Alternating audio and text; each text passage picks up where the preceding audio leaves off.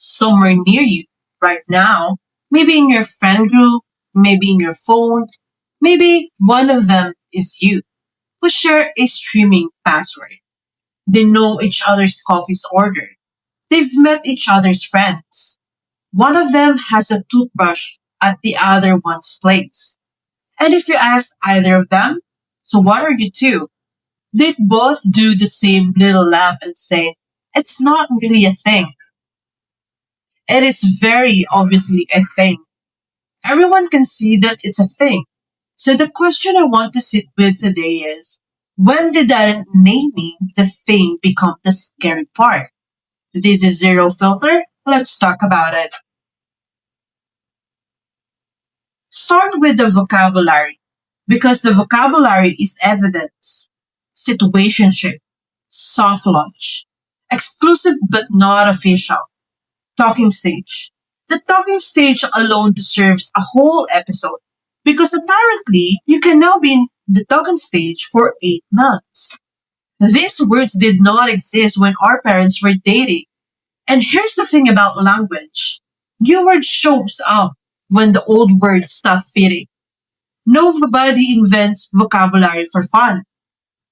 A word like situationship only spreads because millions of people heard it and went, oh, that's what I'm in. It names something that was already everywhere and didn't have a name yet. So what actually changed? Because here's what I find interesting. The relationships themselves aren't new. Two people who act like a couple without committing, that existed in every generation. Ask your titas. What's new is that it used to be a phase, and now it's a destination. It used to be a hallway between meeting someone and choosing them. Now, people live in the hallway.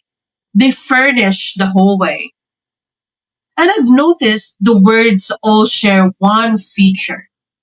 Every single one of them is engineered to avoid a moment. The moment where someone has to say out loud, this is what we are, and the other person has to agree or not agree. They define the relationship conversation. All this vocabulary exists to make that conversation optional, indefinitely optional. We didn't invent new relationships.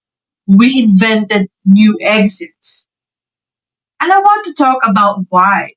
Because I don't think the reason is that people got shallower. I think the reason about it is more than that and sadder.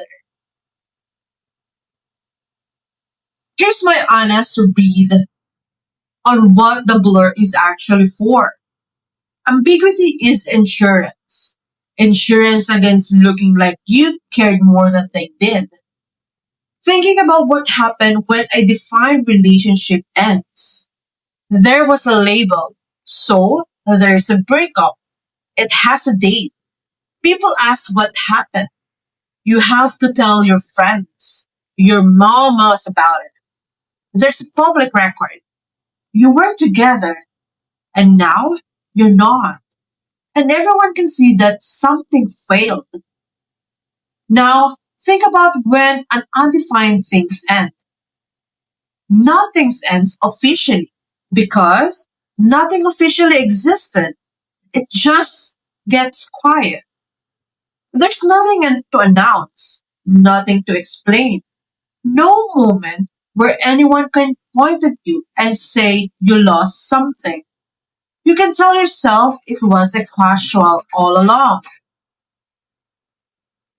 The blur that made the relationship confusing while it existed makes it painless to exit, or at least painless on paper. A label doesn't create the relationship.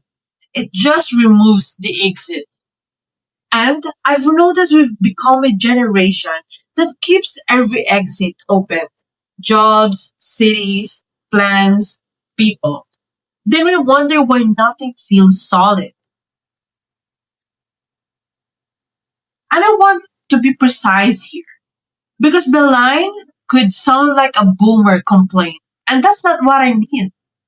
Keeping exits open is a rational response to the world we actually got.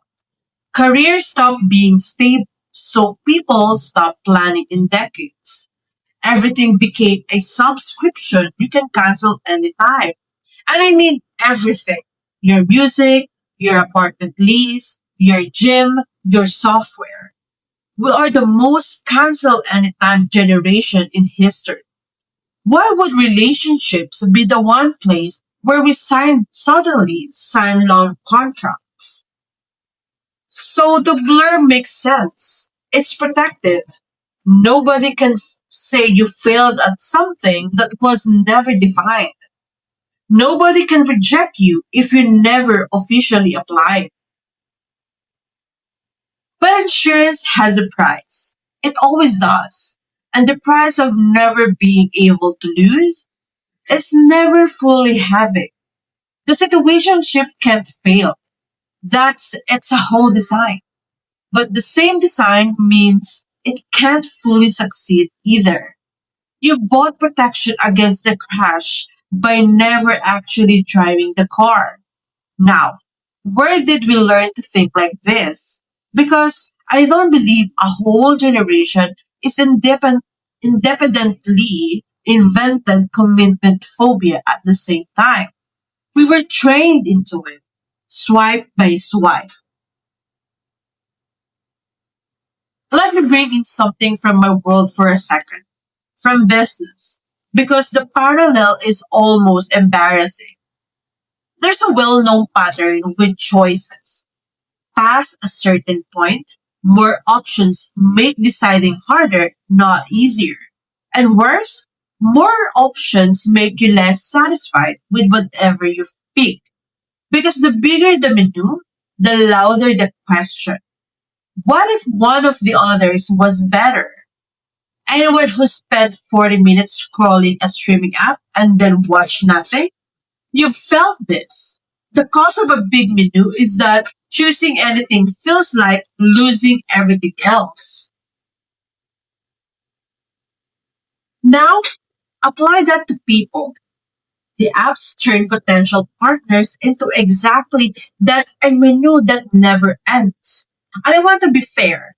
The apps also genuinely help a lot of people find each other who never have met. That's real. But nobody can pretend the infinite scroll didn't change the psychology of choosing. Because choosing someone used to mean picking from the people you actually knew. A bounded set. Your school, your barkada, your office, your neighborhood. Maybe a dozen, few dozen realistic options in a given year, if that. Now, the set is unbounded. There is always mathematically, permanently, at every moment, someone new one swipe away. Which means committing to one person now carries a cost it never carried before. Closing an infinite menu, and our brains, which already hated closing a menu of 40 shows, really hate closing a menu of 40,000 people. So here's what I think the situationship actually is. At the mechanical level, it's an attempt to hold one option while keeping the menu open. Have the person keep the browsing rights, or at least keep the theoretical browsing rights. Most people in situationships aren't even actively looking. They just can't bring themselves to formally stop looking. There's a difference between wanting other options and wanting to know the other door. Yeah, the door isn't locked. The situationship is that unlocked door. And you can hold the position for a while, but someone usually starts paying for it. And it's usually not both people equally. Let's talk about the part, because this is where the topic stops being cute. Here's the pattern. And when I describe it to you, You'll recognize it immediately because everyone has watched a friend live through it. In almost every long running undefined thing, there's one person who wants definition and isn't saying so. They rehearse the conversation in the shower. They type the message and delete it. And they stay quiet for one specific reason. Because in the unwritten rules of modern dating, the person who asks, "What are we?" loses. Asking is needy. Asking is intense. Asking breaks the cool. And the whole arrangement runs on everyone performing cool. So they don't ask. They wait. They read the signals like the tea leaves. They let me meet their friends. That means something, right? And the undefined things runs months after month entirely on that one person's patience. The blur is a subscription, and one person is quietly paying the whole bill, while both people split the benefits. Meanwhile, the other person, and look, sometimes this person is genuinely oblivious, but sometimes they know exactly what they're doing, gets the full relationship experience with none of the obligations. The company, the intimacy, the goodnight text, all of it at the it's not a nothing or it's not a thing price. If you get the benefits of commitment without ever having to commit, why would you ever volunteer to renegotiate? Nobody renegotiates a deal that's working for them. The blur isn't confusion for that person. The blur is the deal. Now, the honest counterpoint, because there is one, and this show doesn't do strawman, some people, both people, genuinely prefer undefined. It's real. Two adults aligned, no pressure, honest about it. That exists, and when it exists, it's nobody's business to grade it. The situationship isn't inherently a scam. The problem was never the blur itself. The problem is when two people are in a different relationships and don't know about it. One person's casual thing is the other person's slow burn love story. Currently in Act 1. Same couch, same show, two different movies. And the blur is precisely what lets both movies keep playing. Because the one conversation that would sync them up is the one conversation the format is designed to avoid. That's the actual cause of ambiguity, not immorality. The synchronization. Two good people months deep in completely different stories. Okay, before I close, I have to talk about my favorite more than ritual because it's the perfect miniature of this entire episode. The soft launch. For anyone blessed enough to not know the term, a soft launch is when you post evidence of a person without posting the person. The extra copy in the frame, the hand on the steering wheel, the shadow of someone tall at the beach, the second plate at dinner, angled just so. It's a movie trailer for a relationship the studio hasn't confirmed is in production. And think about what it actually accomplishes. Because it, as a piece of communication design, it's honestly brilliant. It claims the good part. Someone wants me. My life has a romance in it. Let the record show I am not alone. While committing to nothing. If it works out, the soft launch was chapter one. How cute. The hard launch follows at the next birthday dinner. If it falls apart, delete one story. No statement needed. Nobody even knew their name. The relationship gets announced with the same deniability it's being conducted with. We hide the person but post the evidence. The audience gets kept warm just in case. And I'm not above any of this, to be clear. I find it funny.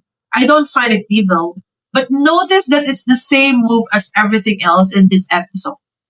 The situationship keeps the relationship exit open. The soft launch keeps the narrative exit open. It's exits all the way down. So let me land this. And I want to land it carefully because I'm not going to sit here and tell anyone to go define the relationship tonight. That's not the show. And honestly, I don't know your life.